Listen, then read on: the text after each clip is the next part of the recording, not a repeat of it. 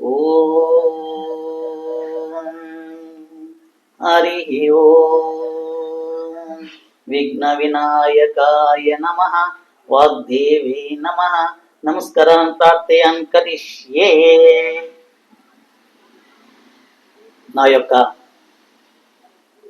బంధుమిత్రులు, సోదరి సోదరిమణులకు మరియు ఈ యొక్క ప్రతి ఒక్కరికిను మన యొక్క ప్రతి ఒక్క అంటే నేను చెప్పేమంటే ప్రతి ఒక్క మన జాతి పంగడాలు ఉంది కదా, ఆయా జాతికి విశిష్టత ఉంది. ప్రతి ఒక్క జాతికి ఒక విశిష్టత ఉంది. ఆ విశిష్టత లేని జాతి ఎందుకు లేదు. మనకి భగవంతుడు విష్ణు చెప్పిన మాటల మన శిరస్సుని ఇంకా బ్రాహ్మణులు, భుజాలని ఇంకా క్షత్రియులు, మన యొక్క తోడల స్థాయిని ఇంకా వైశ్యులు, మళ్ళీ పాదాలని ఇంకా శూద్రులు అంటారు. ఇది మనకి వేదంలో ఉంది. అట్లా అనేసి ఆ విధము లేదు మనకి. ఎవడు బ్రాహ్మణుడు అంటే బ్రహ్మజ్ఞానం ఎవడు తెలుసుకున్నాడు, వేదాలు ఎవరు తెలుసుకున్నాడు వాడు బ్రాహ్మణుడు. ఎవడు భుజబల పరాక్రముడు, ఎవడు శక్తివంతుడు వాడు క్షత్రియుడు. ఎవడు భుజం ఉందో వాడికి శక్తి ఉందో వాడు క్షత్రియుడు. ఎవడు వ్యవహార శైలి, వ్యవహారం ఎవరు బాగా తెలుసో, వ్యాపారం ఎవరు బాగా చేస్తారో వాడు వైశ్యుడు. ఎవరు కష్టపడతారో వాని శరీరాన్ని కష్టపడి పంట పండి 10 మందికి భూ పెడతాడు కదా. ఇప్పుడు చూదుడు అంటే వేరే వేరే అర్థాలు చేసుకుంటాడు. చూదుడు అంటే అర్థం వేరే కాదు. ఈ మనకు తెలియకుండా కొన్ని అర్థం అంటే తెలియకుండా కొంచెం చెప్పేస్తారు, అది పెద్ద కాంట్రవర్సీ అవుతుంది. చూదులు అంటే కష్టపడే మనిషి, కష్టజీవి. ఇప్పుడు వాడు కష్టపడినప్పుడు భూ కూడా రాదు. ఇప్పుడు వేదం నేర్చుకునే బ్రాహ్మణుడు ఇంట్లో కూకుంటాడు అనుకోండి, రాజు క్షత్రియుడు అయిపోయి వాడు యుద్ధాలు చేసుకున్నాడు కానీ వ్యవహారస్తులు వ్యవహారం చేసుకో ఉంటాడు అనుకోండి. ఇప్పుడు మనకి ఇచ్చే ఆహారం ఎవడు, మనకు కావాల్సిన ఆహార వ్యవహారం చేసేవాళ్ళు ప్రతి ఒక్కరూ ఒకటే. వాళ్ళు వృత్తిపరంగా వాళ్ళకి ఆయా మత జాతులను ఇండిచ్చినారు మన హైందవ ధర్మంలో. ఆ జాతిలో కూడా విశిష్టత ఉంది. ప్రతి ఒక్క జాతిలో ఒక విశిష్టత ఉంది. ఆ విశిష్టత లేని జాతి ఎందుకు లేదు. మీరు ఆ జాతి అయినా తీసుకోండి, ఎలాంటి జాతి అయినా తీసుకోండి. ఆ జాతికి ఒక గురువు ఉన్నాడు, ఆ జాతికి నేర్పే ఒక పరమ గురువు చైతన్యం ఉంటుంది. ఇప్పుడు నేను మీతో పంచుకుంటుంది ఆర్య వైశ్యుల గురించి. ఈ ఆర్య వైశ్యుల గురించి నేను పరిపూర్ణంగా చదువులేదు, పరిపూర్ణంగా దాన్ని విశ్లేషణ కూడా నేను చేసుకోలేదు. కానీ ఒక 2 జాగాల ఆర్య వైశ్యుల గురించి ఒక పేపర్ కటింగ్ ఉండే. ఆ పేపర్ కటింగ్ చూసి నాకి వాళ్ళు దాంట్లో ఉండే 4 అక్షరాలు మరియు నాకి ఆ వాగ్దేవి ఏం చెప్పమంటుందో అది నేను మీతో పంచుకుంటున్నాను. ఈ యొక్క వీడియో చూసేవాళ్ళు ప్రతి ఒక్క మతాలకి ప్రతి ఒక్క జాతులకి ఉంటుంది. కానీ ఈ రోజు నేను ఎత్తుకుంటున్నది ఆర్య వైశ్యుల యొక్క వాళ్ళ విశిష్టత, వాళ్ళు ఎలా ఏమి నేను ఎత్తుకున్నాను.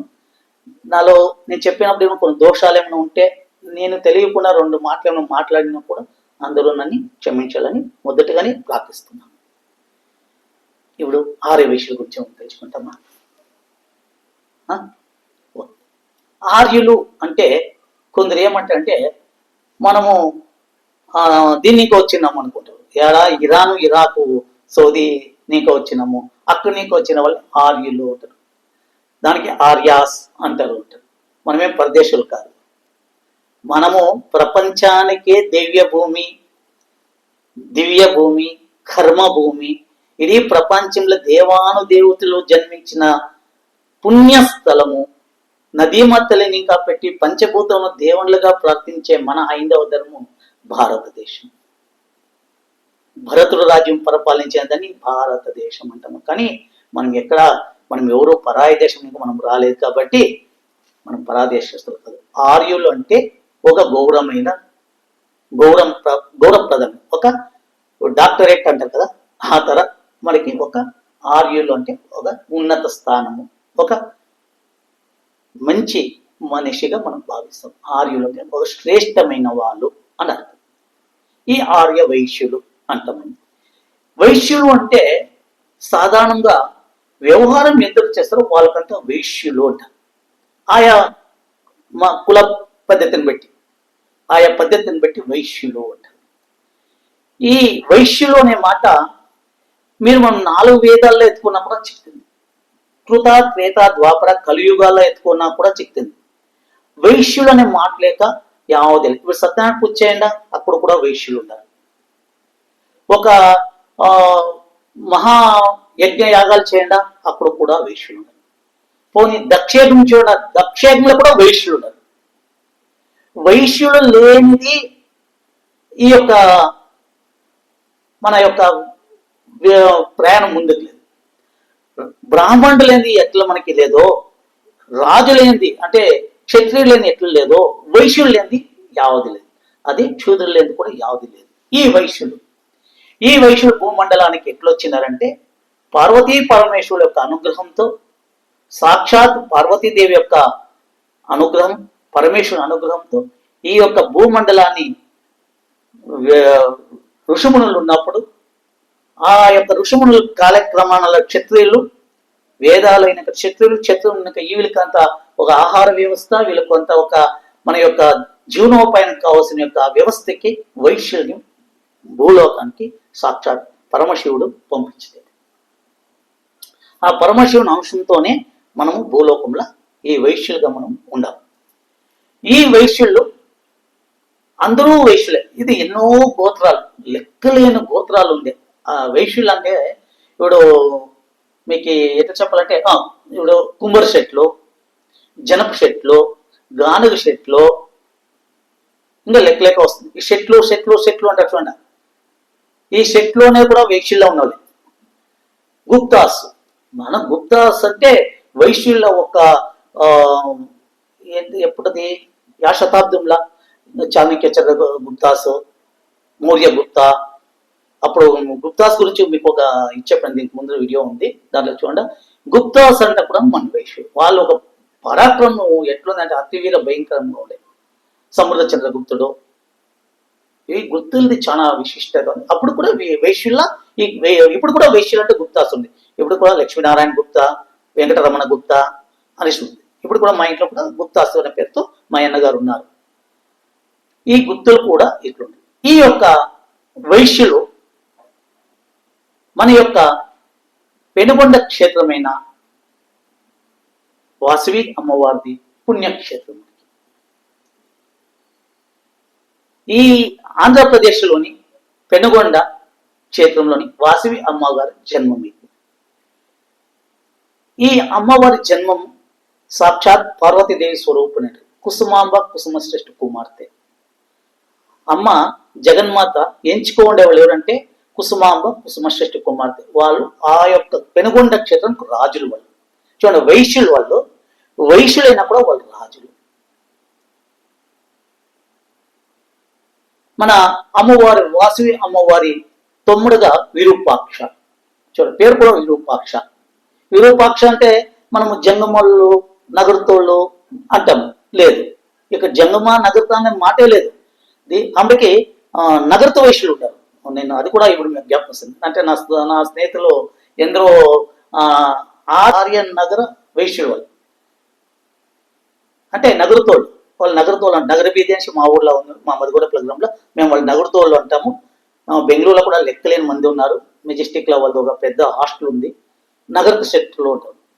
వైశ్యుల్లో కూడా నగరతుల్లో కూడా వాళ్ళు కాడ, మా భాష వాళ్ళు కాడ. ఇప్పుడు మనది ఏమంటే మనం ఆర్య వైశ్యులు కాబట్టి మనం మన అమ్మవారు జన్మ ప్రాంతం ఏడంటే పెనుగొండ క్షేత్రం కాబట్టి మనకి తెలుగు భాష ముఖ్యంగా వచ్చింది. వైశ్యులు అనేవాళ్ళు మహారాష్ట్ర, కర్ణాటక, తమిళనాడు, ఒరిస్సా, మధ్యప్రదేశ్ కొంచెం ప్రాంతము, ఎక్కడ ఎంతమంది ఉన్నారో ఈ ఆర్య వైశ్యులు తెలుగు జాస్తి మాట్లాడతారు.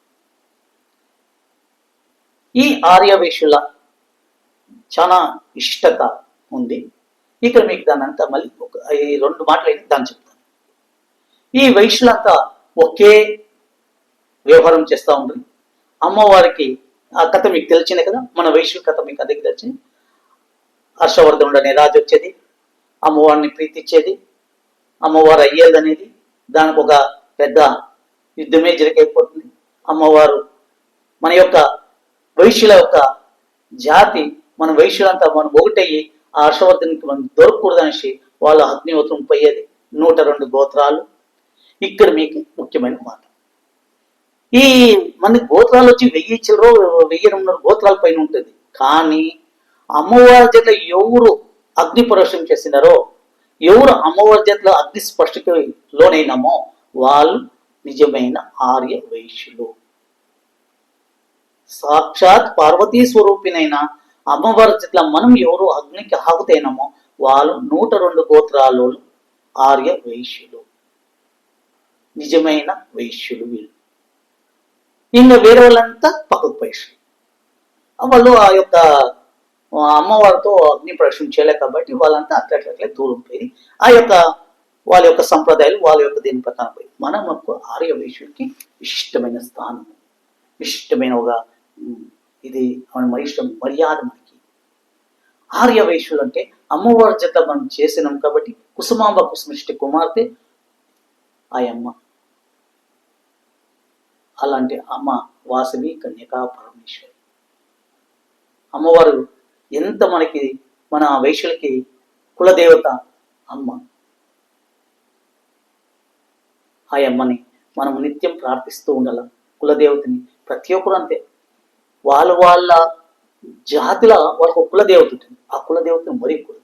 ముఖ్యంగా మనం ఆర్య వైశ్యులు మన కులదేవత వాసవి కన్యకా పరమేశ్వరి. ఇప్పుడు మనం వస్తాం, మనకి నిజం చెప్పాలంటే మనం శక్తులు కాదు. ఇది ఏమైపోయింది, గాన చెట్లు ఆ చెట్లు ఈ చెట్లు అనేసి మనముని చెట్లు చేసేస్తుంది. మనము శ్రేష్ఠి పెద్ద షా. శక్తి అనేది చిన్నది. తమిళనాడులో అయితే చెట్టి చేసిస్తారు. ఆ చెట్టి ఈ చెట్టి రాష్ట్ర చెట్టి చేసారు వాళ్ళు. మన కర్ణాటకలో శెట్టి చేసినారు. మన ఆంధ్ర కూడా శెట్టి చేసాడు. మనము శ్రేష్ఠి పెద్ద శ్రేష్ఠి. మనం ఆర్య వైశ్యుల శ్రేష్ఠులు అంటే అత్యుత్తమైన స్థానం కలిగిన వాళ్ళు, శ్రేష్ఠులైన వాళ్ళు మనము. ఈ 102 గోత్రాలు శ్రేష్టమైన వాళ్ళు.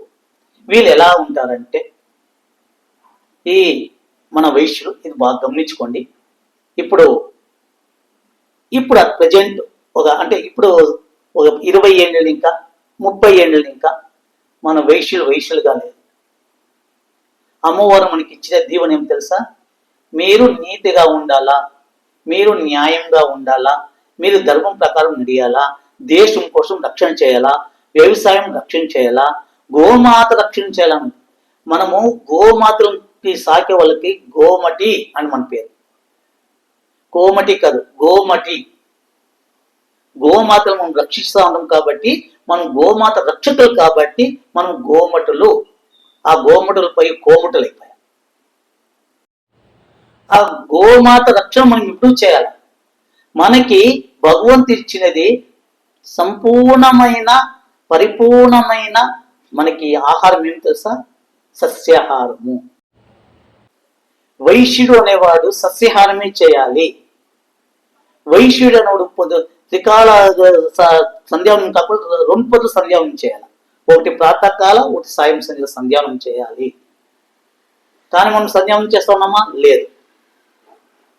కానీ మన వైశ్యులో ఒక మంచి బుద్ధి బాగుంది అంటే భగవంతుడు ఇచ్చిన బుద్ధి, మనకు కాదు పరమాత్మ ఇచ్చిన అమ్మవారు ఇచ్చిన బుద్ధి. మనము ఎక్కడ పైన దాన ధర్మాలు చేస్తాము. ఆ దేవాలయం కొని మనం దానం చేస్తుంటాము. ఎక్కడ అన్నదానం ఉందో మన వైశ్యులు అన్నదానం చేస్తారు. ఎక్కడ కష్టకాలం వస్తుందో అక్కడ మన వైశ్యులు ముందు నుండి చేస్తారు. మన వైశ్యులో సాధారణంగా మోసము, దగా, కుట్ర, అన్యాయం అనేది తక్కువ. మనలో ఉంటే అమ్మమ్మ అంటే ఒక 10-20% మోసగాలు ఉంటారు, కానీ 80% మోసము కుట్రలేదు. కానీ మన వైశ్యుల్లో ముఖ్యంగా తాగకూడదు, జూదం చేయకూడదు, వ్యభిచారం చేయకూడదు, మాంసాహార సేవ చేయకూడదు. ఇది అమ్మవారికి ఏమీ ఇష్టం లేదండి. పరిపూర్ణమైన వైశ్యుడు సాక్షాత్ వాసవీదేవి పార్వతీదేవి స్వరూపంలో మనము ఆ అమ్మ ఆ అనుగ్రహంతో మనం ఉన్నామంటే మనము న్యాయ నీతి ధర్మంగా మనము ఉండాలి. వైశ్యుడు అనేవాడు సంపూర్ణమైన బ్రాహ్మణికి సమానంగా ఉంటాము. వేదాలు నేర్చుకోనాలా. 10 మందికి గోమాతలు మనం దానం చేయాలి, గోమాతను సాకాలా. 10 మందికి కష్టకాలంలో మనం సహాయం చేయాలా. వైశ్యుడు ఇప్పుడు కూడా మీరు ఎక్కడైనా చూడండి, మీరు ఆ దేవాలయానికి పోండి, ఆ రాజుల దగ్గరైనా పోండి, వైశ్యుడు అంటే ఒక విశిష్టమైన స్థానం ఉంటుంది. ఆ స్థానాన్ని మనం కాపాడుకోవాలి కదా. అలాగా మన వైశ్యులంతా, ప్రపంచంలో ఉండే ఆర్య వైశ్యులంతా ఈ యొక్క, నాకు సంపూర్ణమైన కథ మీకు ఇంకా నాకు దొరకలేదు. అది దొరికింది ఇంకా మీకు పేర్లతో సహా ఒక్కొక్కటి చెప్పాను. నేను ఈ యొక్క 4-5 లైన్లు ఒక పేపర్లో చదివింది. ఆ చదివిన దాన్ని మీతో నేను పంచుకున్నాను. అంటే లైన్ అంటే మొబైల్ అనే ఒక ఇది వచ్చింది, దాన్ని చూసి నేను మీతో పంచుకోవడం. మన ఆర్య వైశ్యులు ఎక్కడే ఉన్ని వాళ్ళంతా తెలుగు వాళ్ళు. ప్రపంచంలో ఎన్ని భాషలు ఉందో తెలియదు, కానీ అన్ని భాషలకి ఇది మన కృష్ణదేవరాయలు చెప్పింది, ఇది దేశ భాషలు ఎందుకు తెలుగు లెస్స అంటారు. ఎన్నే భాషలు ఉన్నాయి, ఎంతే ఉన్నాయి. అమృతం వలె మాట్లాడే భాష మన తెలుగు భాష. తేనె తీయగా ఉండే భాష మన తెలుగు భాష. మన భాషను గౌరవించుకుంటాం, మన తెలుగును గౌరవించుకుంటాం. మన ఆర్య వైశ్యులందరూ ఇంకా 10 మందికే మనము సహాయం చేస్తాం. మన ఉన్నత స్థానం ఇంకా పైకి మనం పెంచుకొని పోతాం. అందరూ మనం ఆర్య వైశ్యులకి, శ్రీ వాసవి మాతకి జై అంటాం. ముఖ్యంగా ఈరోజు మీతో పంచుకోనికి ఇంకొకటి చాలా సంతోషంగా ఉంది. ఈరోజు మన ఆంధ్రప్రదేశ్ విభజన సమయంలో కష్టపడి 56 రోజులు 57 రోజుల్లో మన ఆర్య వైశ్యుల ఒక శక్తి సామర్థ్యము పొంచిన మహాన్ వ్యక్తి ఈరోజు ఆంధ్రప్రదేశ్లో మన అమరావతిలో శిలా విగ్రహమైంది. మన పరమేశ్వరుడు మన వైశ్యుల పేరుని మారి మూల పోయినట్లు చాటిన పొట్టు శ్రీరాములు. ఈరోజు శ్రీరాముల వారిది ఆవిష్కరణ అయింది. ఈరోజు 16/3/2026 మన యొక్క ఆంధ్రప్రదేశ్ కొత్తగా అవుతా ఉన్న రాష్ట్ర మధ్య భాగంలో పొట్టి శ్రీరాముడి యొక్క విగ్రహాన్ని ఆవిష్కరణ చేస్తున్నారు మాన్య శ్రీ చంద్రబాబు నాయుడు గారు, మరియు మన లోకేష్ గారు, మరియు మన ఉప ముఖ్యమంత్రి అయిన పవన్ కళ్యాణ్ గారు. మన వైశ్యులు ఏమి అనేది నిరూపించడానికి ఈ యొక్క కలియుగంలో, అంటే ఇప్పుడు ఈ యొక్క జనరేషన్కి పొట్టి శ్రీరాముల యొక్క కథ, పొట్టి శ్రీరాముల యొక్క విశిష్టత, పొట్టి శ్రీరాములు మీకు చెప్పండి. మనము ఆర్య వైశ్యులు సాక్షాత్ ఆ జగన్మాతకి పాదపద్మంకి ప్రార్థిస్తాం. చతుర్భుజం చంద్రరేఖాం కమలాసిన సంస్థిస్త వరదాభయస్తంచు శుక పద్మకరం శుభం. శ్రీరామకృష్ణార్పణమస్తు. జై శ్రీ వాసవి మాతా కీ జై.